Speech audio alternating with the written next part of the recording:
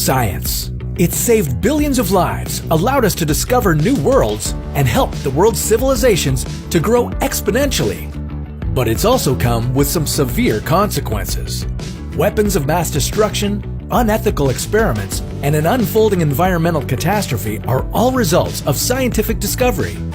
With all those risks in mind, is it plausible to think that we may one day get to a point where scientific exploration is no longer worth it?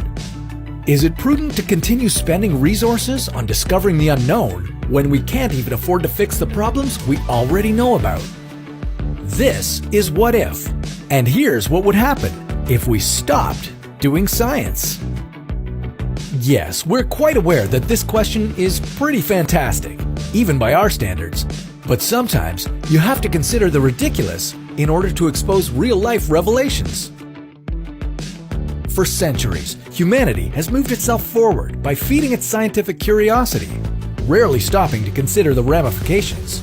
Like, do the positives outweigh the negatives?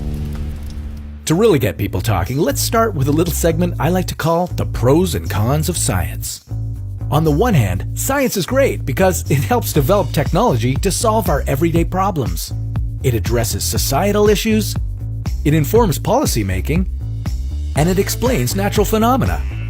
But it also has a negative side. For one thing, it's really expensive. It can harm the environment.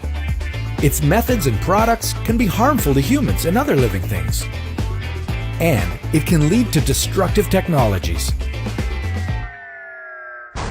With those kind of issues in mind, the magazine New Scientist brought together a few different opinions on whether or not we should stop doing science.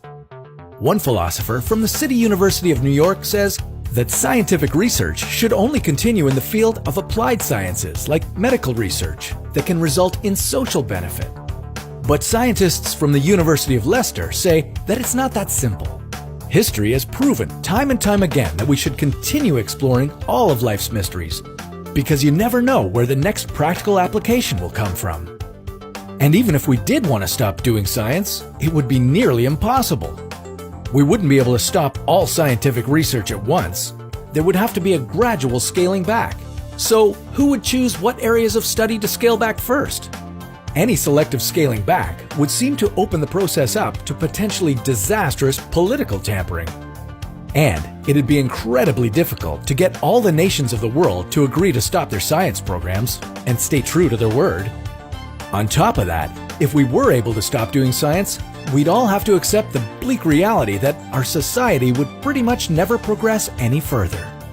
No more new medicines, new smartphones, we'd never know any more about the universe or the oceans surrounding us, and we probably wouldn't be able to perfect the alternative energy sources necessary to save our planet. With all that considered, it seems pretty safe to say that we should never stop doing science, but that doesn't mean we can't improve how we do it. To minimize the negative side effects of scientific discovery, a science policy researcher at the University of Sussex put forth 3 guiding principles. They say that not only should every decision be made with responsibility and precaution, but also with the participation of the public. Ordinary people should have a say in the technologies we pursue, the innovations we support, and the sciences we prioritize. What do you think? How do we make sure science is never doing more harm than good? Maybe one day we can move all our dangerous experiments to distant planets. But that's a topic for another What If.